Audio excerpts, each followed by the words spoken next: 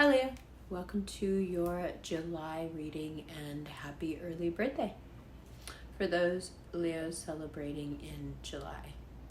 Okay, let's start off with doing the astrology and then we'll move to shuffling and looking at the cards.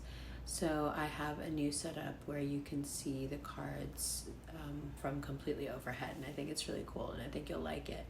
So let's do this first and really understand excuse me, what's going on with the astrology, especially if you are a Leo rising and we're looking at the houses, but even if you are a Leo sun and we're looking at how the planets are moving, and then we'll do the cards. So let's begin. In July, we have the Sun, Mercury, and for a while, Venus, all there in your 12th house if you're a Leo rising. If not, they're all there in Cancer, wherever that falls in your chart. So for the main part of July, you will feel like resting and basically getting ready for your season. You're going into your lair, and as long as nobody disturbs you in that comfortable place, you'll be just fine being by yourself and probably doing all the things that Leo does before their season, which is basically various forms of grooming, I want to say. And while you're doing this grooming, right, there will be these emotional moments, and these moments are brought on by the fact that there is a preponderance of planets in Cancer.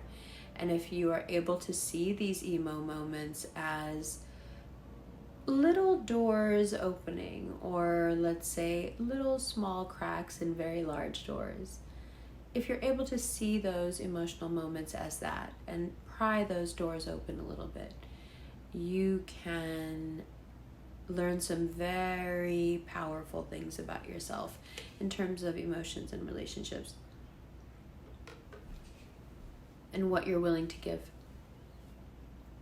Because a large part of this non-committal nature that Leo can have before they get in a relationship, not once they're in it, has to do with how much to give. If Leo gives so much at the beginning, it almost cancels that person out as someone that they can actually be in a relationship with, because they've given to an extent that's not sustainable. And so in a way, Leo can give to people as a way to make sure that they don't become something steady and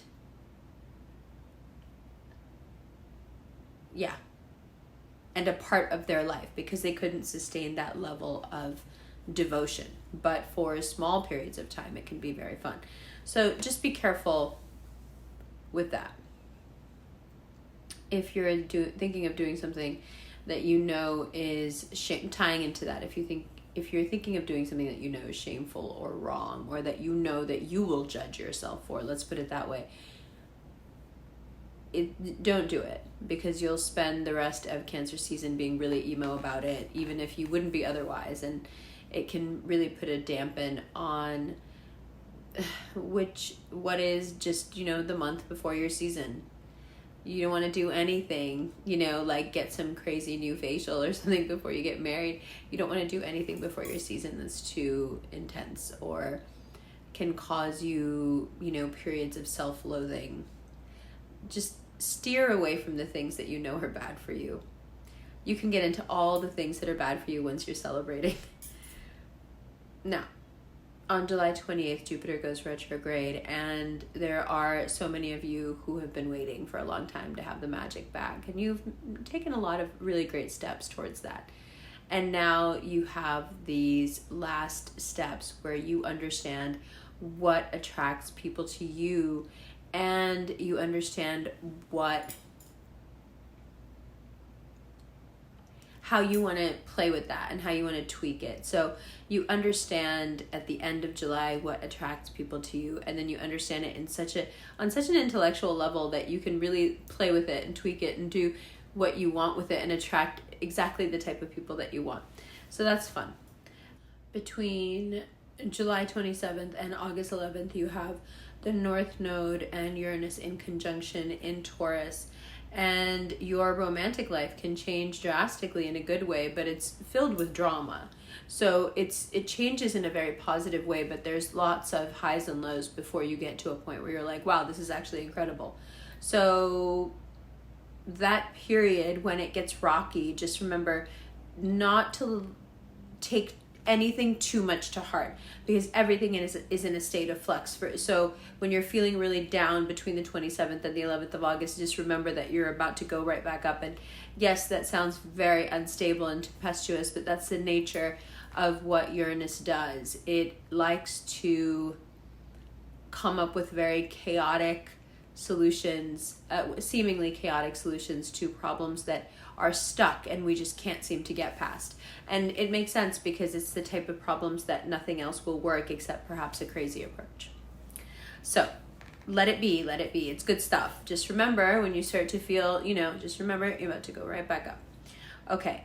Your career is highlighted, especially through people that you know. Someone you know can take you to the right party, introduce you to the right person, put you in the line of sight of someone who you really wanted to meet or really need to know or really could further your career.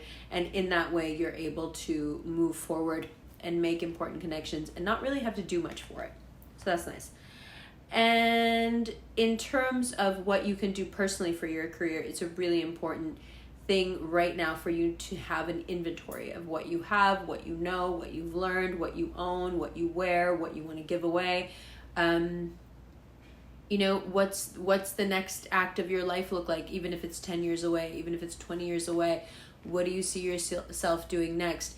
What kind of organization goes into that? Do you have a life insurance policy? Do you have, health insurance? Do you have investments? Are you thinking that way? Are you thinking about what happens next? A lot of this during this Saturn retrograde is going to come up for you, but instead of letting it overwhelm you or in some way stress you, like, oh no, I don't have those things. These are things to start thinking about, not in a stressful way. There's no urgency behind this. It's just getting ducks in a row. You have to keep getting ducks in a row. And I saw something on TikTok that I thought was amazing about getting your ducks in a row, because I think you are obsessed with getting your ducks in a row, and that's great. But he was saying that ducks don't get in a row until the mom starts swimming. And when the mom stops swimming, ducks go everywhere, every which way. It is the motion of going and initiating and getting going with something that makes the ducks go in a row. So if you're waiting for your ducks to all be in a row before you get going, you're never going to get going because they'll never be in a row. It's that propulsion forward that you take. It's that initiative that makes those ducks all settle into a line. I think that's very powerful. So remember that in July. Now, the more clean and clear everything is, the easier it is to rise to the top. And of course that applies to your reputation, to your surroundings, to your work area, to your dealings with other people, to your finances, to your taxes, the way you look, the way you dress, the way you smell, everything. Clean and clear, baby. Okay. Now,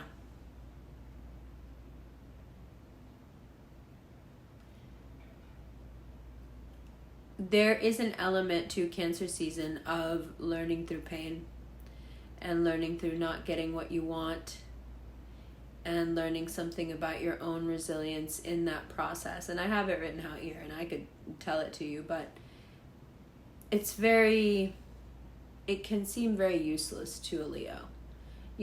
Like, this is all for naught. Why does it have to be this way?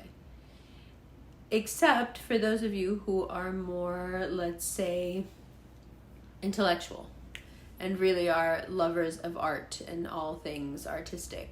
Then, of course, you'll understand that from that deep pain becomes a well of creativity. And so there is quite a lot of meaning behind pain. I would urge any Leos who are not interested in pain to really start to think about that a little bit. And maybe Cancer season is a good time to do that, because why I wrote it here is there are things that will come up for you this season that may at first glance seem like unnecessary pain and unnecessary annoyance. Why is this even happening? There is a lesson in there, a lesson that has to do with your resilience, with your strength, and every Cancer season, we have to go through that retesting, like a stress test. Like a stress test, yeah. So, July 19th, Mercury will enter Leo. Money gets easier and life gets sweeter. So things may seem a bit tumultuous and can get a little out of hand, but as of July 19th, it feels like somebody's put a little bit of shade over you and given you something cool to drink, and you're able to take a nap whenever you want. So whatever's going on may be whatever it is, but it's not so bad. You'll feel comforted and understood, and so you know how you are. When that's happening, you can pretty much deal with everything. It's fine. Like I said, on the 28th, Jupiter goes retrograde, or maybe I didn't say that yet. And it's important to look at any money that is spent between two people, or split between two people, or if someone is spending for you, that can become a very touchy area.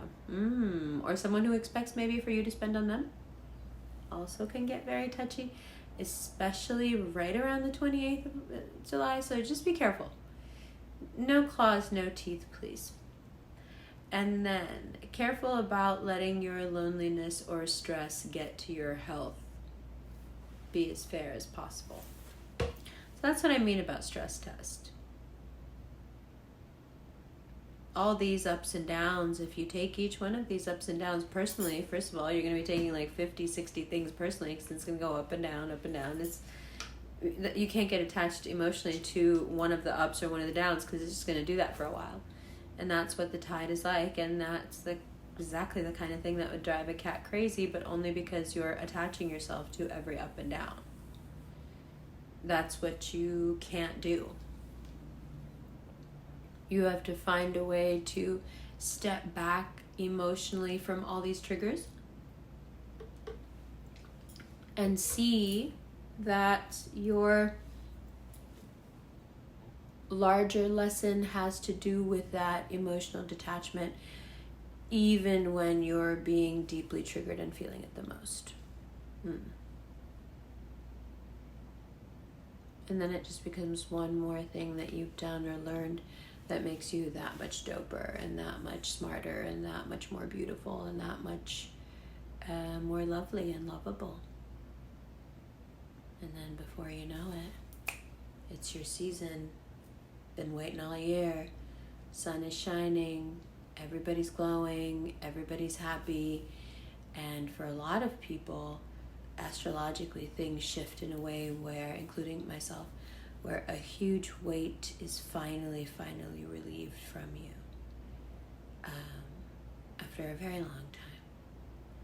So it is a time of great freedom that we are looking forward to with your season.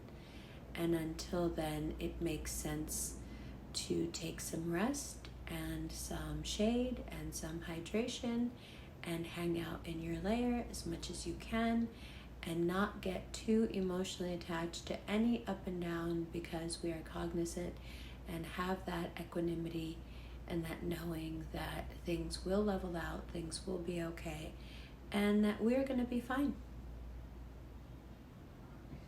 Because we're dope and beautiful and smart and caring and loving and loyal and honest, and what's not to like? Love you. Let's look at the cards. Hi Leo, welcome to your July reading. Welcome to the tarot segment of your July reading. Take a deep breath and let's take a look. All right, first card out, we have the 8 of Swords in reverse. Yeah, you have some heart expanding moments coming up, like we were talking about. It'll definitely make you feel like you're being shaken out, upside down. But that's the only way these swords are coming out. So when you have these moments, try not to let them fill you with doubt.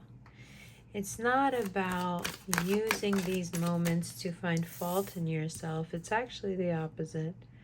It's about filling in all the places where the swords were when they fall out, and filling them with power, filling them with fire, filling them with this rebirth energy that you deserve. That's yours. That's coming your way. What were we talking about? Rebirth energy? There it is.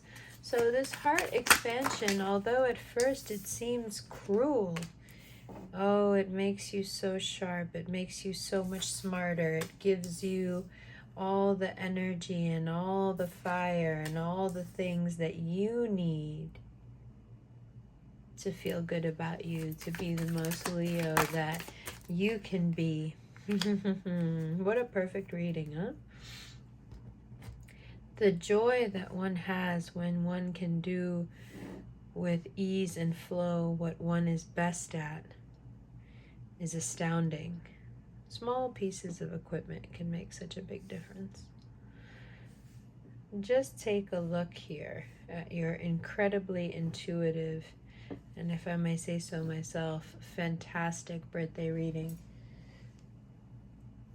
8 of Swords, and for it to be in reverse does not seem like a good time, and nobody's going to tell you that it is. But like I said in the general, if you want that magic back, you can do it. You can take everything that's happened up until now, all the scars, all the trauma, all the preconceived notions you've built up, and you can toss them away like so many coins. You can choose to use these heart-expanding, extremely emotional moments where you're having these heart-to-heart one-on-ones with people. You can use them to purge yourself of these swords and really open up and put your pride to the side and be as vulnerable as you can be. And what do you stand to gain for that? Oh, nothing, just the whole world. Just getting your mojo back, getting your fire back, feeling finally, as we get to your season in late July, like you are back, arisen.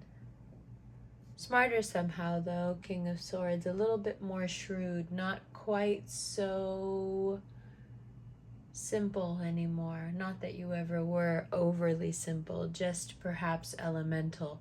Not so anymore. There's a deep analysis that's happening within Leos, a depth of character that's been forming for a while. But it's informed, of course, by your sunny disposition. That's never going to change. Just because you get smarter doesn't mean you get gloomy. And there's the sun ushering in your season in that third week of July. And what do we see right away? Love, faith, abundance, that trifecta, one feeding into the other, feeding into the other, feeding into the other, feeding into the other, an endless pyramid of security and safety and contentment. These are the things that will nourish you. These are the things that you know are best for you. These are the things that are naturally coming to you as if your birthday brings them to you wrapped up, with a bow. This reading is like the bow on a gift. And don't be sad for the parts of you who aren't weak anymore. I know that sounds like a strange thing to say, but sometimes the Leos like sticking to that small part of them that's weak. It makes you remember that you're still, that you're still human, that you're still in some way vulnerable. But don't mourn too much for those small or meek places within yourself. Don't be too sad that they're gone, because they definitely are gone. July takes them from you. Instead, just understand that they were not parts of you that were ever meant to stay. They were always transitory and just stepping stones to bigger things. The thing that hasn't changed, no matter how much progress you make or how smart you get or how much your character deepens, the thing that will never change is that lion heart and its truth, its openness, its bravery, its willingness to go out there and try new things. So for some of you, the way this, plays out is that you got out of a situation in which you felt really trapped for a long time. And yes, you've had your doubts about it, but overall you feel the world welcoming you, and it shows here that it continues to welcome you as long as you continue to show up and do the work. And what's the work? the willingness to completely have a new life, the willingness to be reborn, knowing more and doing better. The willingness to go beyond what you yourself may have thought were your limitations, and to find a place within yourself of total faith, and then reap the benefits of it.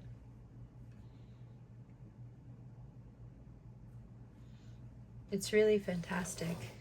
Now, let us shuffle through and get some cards for the extended. All right.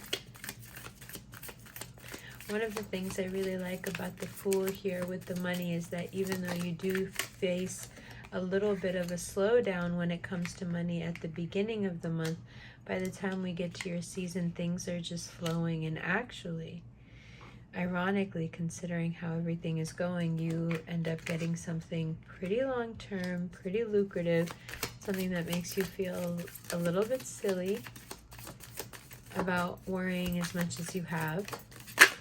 But it's enough that you stop worrying and that you almost feel silly for having worried so much. Okay. Let's see what cards we'll be looking at in the extended. So we have the Ace of Wands in reverse. We have the Nine of Cups in reverse. Let me just zoom out a little bit so you can see. Ooh, easy. All right.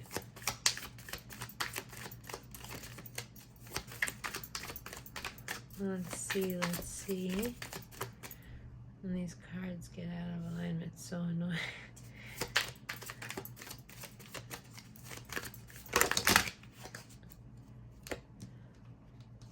All right, and then we have the cards for our extended. So we have the Ace of Wands in reverse, the Nine of Cups in reverse, the Hanged Man, the Two of Swords, the Moon, the Seven of Wands, the Six of Swords, the Seven of Pentacles, the Star. Let me move this apparatus a little bit. I hadn't anticipated that we would have so many cards for the extended. No matter, we are getting very good at this. All right. So then we have the Star. Okay.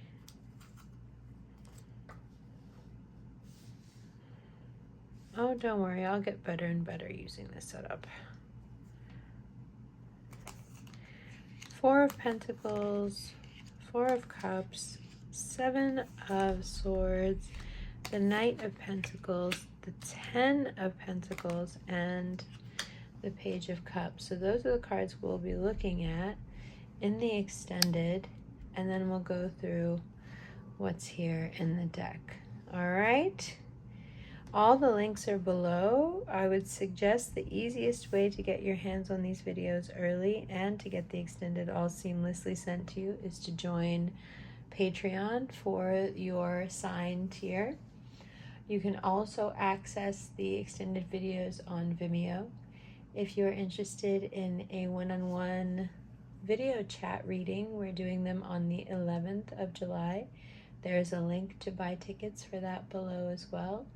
And speaking of tickets, there are several events all over the country, and the tickets can be found below. There's New York, there's Denver, there's an online event, and last but not least, if you're interested in a recording personal reading, there is a link for that below as well. I'll see you in the extended right now. Love you.